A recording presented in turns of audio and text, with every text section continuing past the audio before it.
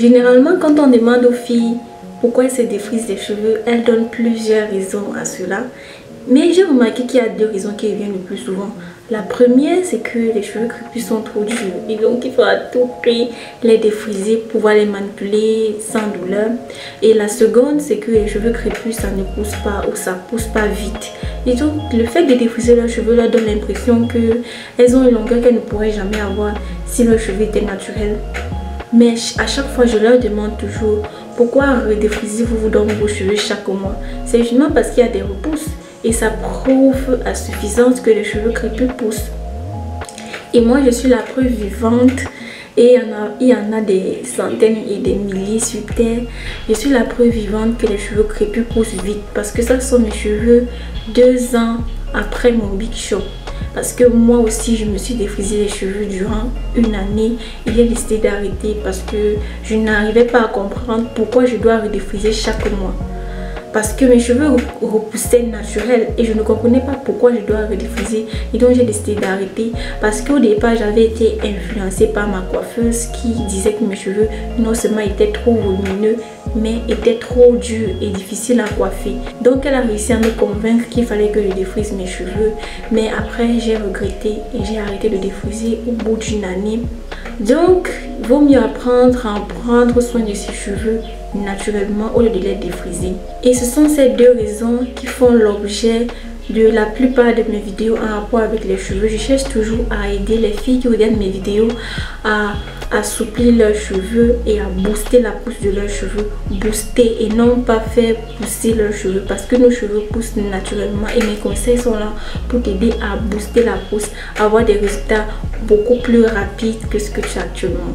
Donc aujourd'hui je viens avec 10 conseils, 10 astuces ou bien 10 règles à respecter pour pouvoir avoir des cheveux afro longs rapidement. Et ces 10 conseils, j'ai décidé de les qualifier de 10 commandements pour avoir des cheveux afro longs. Bon, ça ne sera pas comme les commandements de la Bible. Je pense que la vidéo sera un peu plus relaxe que ça. Mais ce sont 10 règles cumulatives selon moi. Parce qu'il faut pouvoir appliquer tout ça pour avoir des résultats beaucoup plus rapides. Donc, j'espère que cette vidéo pourra t'aider. Reste juste connecté jusqu'à la fin de la vidéo. Et n'oublie pas de t'abonner tout en activant la cloche de notification pour être alerté chaque fois que je poste une nouvelle vidéo.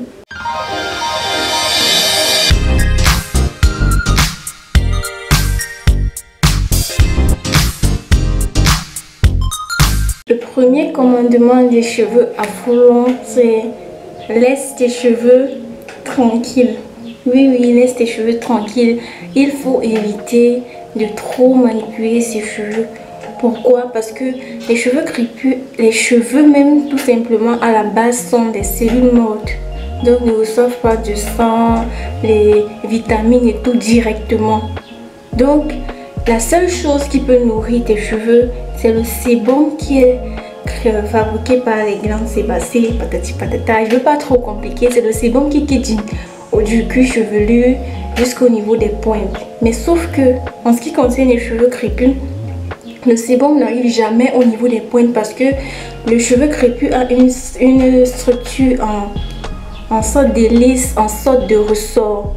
Donc pour que le sébum qui est comme un lubrifiant arrive au niveau des pointes, c'est beaucoup plus compliqué et c'est quasiment impossible chez les cheveux crépus. C'est pour ça que beaucoup de gens qualifient les cheveux crépus de secs. Pour moi, c'est un qualificatif négatif de dire que les cheveux crépus sont secs. Les cheveux crépus, pour moi, ne sont pas secs. Ils sont comme ils sont. Le problème, c'est qu'on cherche toujours à se comparer, à comparer nos cheveux aux cheveux lisses qui ont leur particularité à eux. Nos cheveux ont la particularité que le sébum n'arrive jamais au niveau des pointes. Et ça ne fait pas d'eux des cheveux secs ou des cheveux qu'il faut à tout prix défriser et tout. Je te déconseille de trop les manipuler parce que non seulement ce sont des cheveux qui sont des cellules mortes et le fait de trop les manipuler, ça va les casser. Et en plus, le sébum qui est censé venir les nourrir, les rendre beaucoup plus élastiques, n'arrive jamais au niveau des pointes. Donc si tu utilises des peignes comme ça pour tes cheveux, sois-en sûr que tes cheveux ne pousseront jamais. Tu auras toujours l'impression que ça ne pousse pas. Pas que ça ne poussera jamais, mais tu auras toujours l'impression que tes cheveux ne poussent pas parce que tu seras en train de casser tes pointes en même temps que ça pousse au niveau des racines. Donc évite de trop manipuler tes cheveux avec des produits inadéquats et avec du matériel inadéquat. C'est très important parce que tes cheveux reflètent le traitement que tu leur apportes tout simplement. Si tu manipules trop tes cheveux, tu auras toujours l'impression que ça ne pousse pas. Et en même temps, le fait d'être trop sur tes cheveux, tu auras plutôt l'impression que ça ne pousse pas parce que tu es toujours en train de les regarder. Le deuxième commandement des cheveux afro-longs, c'est nourris-les. Nourris tes cheveux, donne-leur à manger. Imagine que je te dise que j'ai faim et que tu me donnes de l'eau. C'est vrai qu'on dit que l'eau c'est la vie, mais l'eau ne peut pas remplacer la nourriture quand mon besoin c'est de pouvoir manger quelque chose. Dimanche dernier, j'étais à une fête et il y a une fille qui m'a interpellée en me disant qu'elle ne comprend pas comment moi je fais pour avoir les cheveux souples, pourtant les siens sont toujours durs. Qu'une fois qu'elle met de l'eau dans ses cheveux, elle a l'impression que ses cheveux sont beaucoup plus souples, mais quand l'eau s'évapore après 1 ou 2 heures de temps, ses cheveux redeviennent durs. La réponse que je lui ai donnée, c'est que l'eau n'hydrate pas les cheveux. L'eau ne nourrit pas ton cheveu. L'eau va peut-être donner une hydratation éphémère à tes cheveux, mais ça ne va pas les hydrater normalement. Et même quand cette hydratation éphémère est là, il faut toujours avoir un élément pour sceller l'hydratation. Et même jusque là, l'hydratation n'est pas bonne. Donc je te conseille d'adopter dans ta routine capillaire des masques.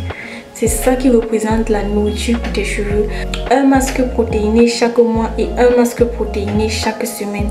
Le masque protéiné, son rôle, c'est de donner la force à tes cheveux.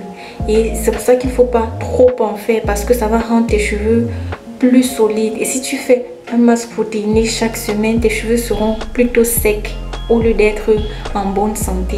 Donc il est conseillé d'en faire 1 fois par mois. Parfois j'en fais 1 fois tous les 2 mois. Et le masque hydratant, lui, il hydrate tes cheveux, tu vois. C'est ce dont tes cheveux ont vraiment le plus besoin, l'hydratation. Parce que tes cheveux qui ne sont pas hydratés se cassent. Tu as le choix entre acheter tes masques dans le commerce et encore là, il faut vraiment faire attention à la composition de tes masques ou alors fabriquer des masques faits maison. J'en fais beaucoup sur cette chaîne et il y a déjà plein de vidéos sur les masques protéinés, assouplissants et hydratants. Donc, nourris tes cheveux, très important. Le troisième commandement des cheveux afro-longs, c'est maintiens tes longueurs. Très important. J'en parle beaucoup sur cette chaîne parce que ça ne sert à rien que tes cheveux poussent au niveau des racines, mais qu'ils passent tout le temps à se casser au niveau des pointes. Et maintenir ces longueurs, ça passe par 2 aspects très importants pour moi. Il faut d'abord avoir un spray hydratant pour ces pointes, donc avoir une attention particulière pour les pointes de ses cheveux. Parce que si ça se casse tout le temps, tu auras toujours l'impression que ça ne pousse pas. Et deuxièmement, faire attention au démêlage. Concernant le spray hydratant, tu peux en acheter dans le commerce, dans une boutique, une Napi, ou alors tu en fabriques toi-même à la maison. Sur cette chaîne, j'ai déjà proposé la recette d'un spray hydratant à base d'aloe vera. Très efficace parce que déjà, moi je ne coupe jamais mes pointes. Contrairement à beaucoup qui conseillent qu'il faut couper ses pointes pour pouvoir avoir des cheveux beaucoup plus longs, que les pointes font ceci, cela. Moi, je ne coupe pas. Et ce spray m'aide beaucoup parce que ça redonne naissance à mes cheveux à chaque fois. Donc, je te conseille d'avoir un spray pour tes pointes que tu peux appliquer 1 fois même toutes les 2 semaines. C'est ce que je fais en tout cas. Il faut prendre du temps vraiment pour démêler ses cheveux et avoir un spray hydratant pour hydrater les pointes, pour nourrir les pointes, pour redonner vie aux pointes. Le 4e commandement des cheveux afro-longs, c'est stimule ton cuir chevelu. Très important de stimuler son cuir chevelu. Pourquoi? Parce que le cuir chevelu, en fait, c'est de la peau. C'est la peau du crâne sur laquelle poussent les cheveux. Et la peau est un organe qui est irrigué par les vaisseaux sanguins. Les vaisseaux sanguins lui apportent le sang qui est concentré en vitamines et patati patata qui nourrissent donc les follicules pileux. Donc, il est très important d'avoir assez de sang au niveau du cuir chevelu parce que en même temps, s'il y a beaucoup plus de sang, il y aura beaucoup plus de vitamines et donc les cheveux pourront pousser beaucoup plus vite. Et cela se passe par des massages. Ce que je fais, c'est que je fais des massages quotidiennement. Donc chaque soir au coucher, je fais une séance de quelques 2 ou 3 minutes de massage du cuir chevelu pour pouvoir stimuler, donc réguler la circulation sanguine à ce niveau-là. Et en disant des massages quotidiens, il y a les massages vasodilatateurs. La vasodilatation, c'est le fait d'ouvrir les pores, d'ouvrir les vaisseaux sanguins, d'élargir les vaisseaux sanguins, dilater les vaisseaux sanguins en fait. Et j'utilise des vasodilatateurs pour le massage de mon cuir chevelu chaque fois que je me prépare à faire un wash day par exemple. Chaque fois que je me prépare à faire mon wash day chaque semaine, je fais un massage vasodilatateur le soir d'avant. Donc j'utilise soit le gingembre, soit l'ail, soit l'oignon, où je mélange peut-être les 3 ou 2 d'entre les deux pour faire mon massage vasodilatateur parce que à la fin l'odeur n'est pas très agréable. Donc le mieux c'est de pouvoir le faire quand on se prépare à laver ses cheveux. Le massage vasodilatateur te permettra d'avoir des cheveux beaucoup plus longs en fait, parce que ton cuir chevelu recevra beaucoup plus de sang et ce sang qui est censé avoir les vitamines et nutriments nécessaires pour nourrir tes cheveux, pour nourrir ton cuir chevelu ou alors les follicules pileux qui sont à la base de la pousse des cheveux. Donc très important de masser son cuir chevelu, de stimuler son cuir chevelu régulièrement. Le 5e commandement des cheveux afro longs, c'est réhydrate tes cheveux régulièrement. Très important. Il ne suffit pas tout simplement de faire ton wash day chaque début de semaine ou chaque dimanche. Il faut aussi penser à les réhydrater au cours de la semaine. Si et seulement si tu constates que tes cheveux sont moins hydratés qu'au départ. Donc, je te conseille de réhydrater tes cheveux au moins 1 fois ou 2 fois par semaine. Il y a d'autres youtubeuses que je suis qui conseillent de réhydrater ses cheveux chaque soir. Moi, je ne fais pas ça parce que j'ai des cheveux faiblement poreux, en majorité en tout cas. Et les cheveux faiblement poreux ne sèchent pas rapidement. Donc, j'ai ce problème-là. Le lendemain, quand j'hydrate mes cheveux, quand je réhydrate mes cheveux le soir, le lendemain, je ne peux pas les porter à l'air libre comme ça parce qu'ils sont humides. Je suis toujours obligée de garder, par exemple, si j'avais fait des twists, je suis obligée de les garder 3 à 4 jours, voire même 1 semaine pour pouvoir les défaire. Donc moi, je ne réhydrate pas mes cheveux chaque soir. Du moins, je ne fais plus ça. Je faisais ça un moment. Je ne réhydrate pas mes cheveux chaque soir. Mais je les réhydrate 1 ou 2 fois pendant la semaine. Donc, généralement, c'est 1 fois seulement. Je les réhydrate pas beaucoup tout le temps. Mais ce que je fais suffit largement. Donc il faut apprendre à connaître ses cheveux déjà, connaître est-ce que mes cheveux sèchent vite ou pas pour pouvoir adopter certains gestes. Mais je te conseille de réhydrater tes cheveux, peu importe ton type de cheveux, il faut les réhydrater régulièrement parce que les cheveux secs se cassent et on ne veut pas que tes cheveux se cassent, n'est-ce pas? Le 6e commandement des cheveux afro longs, c'est faire des coiffures protectrices adéquate, très important. Je me suis rendu compte que j'avais pas très bien compris la notion de coiffure protectrice. La coiffure protectrice est censée protéger tes cheveux et non te causer des chutes de cheveux. Ou un chignon est une coiffure protectrice par exemple. Ça, c'est le résultat d'une coiffure protectrice. J'avais des twists que j'ai défaits pour obtenir ceci.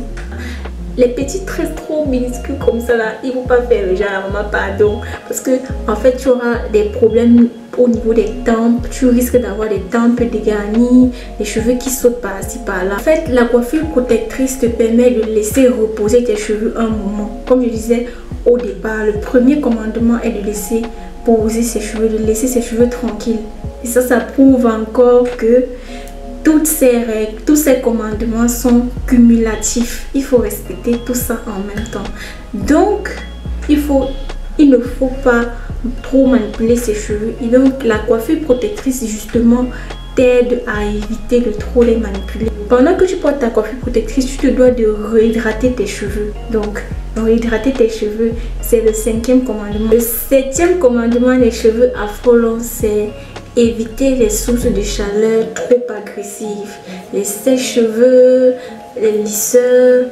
Bon, je ne vais pas te dire de jeter ton sèche-cheveux ou ton lisseur, d'accord? Ça m'arrive d'utiliser le sèche-cheveux, mais je ne mets pas directement le sèche-cheveux sur mes cheveux.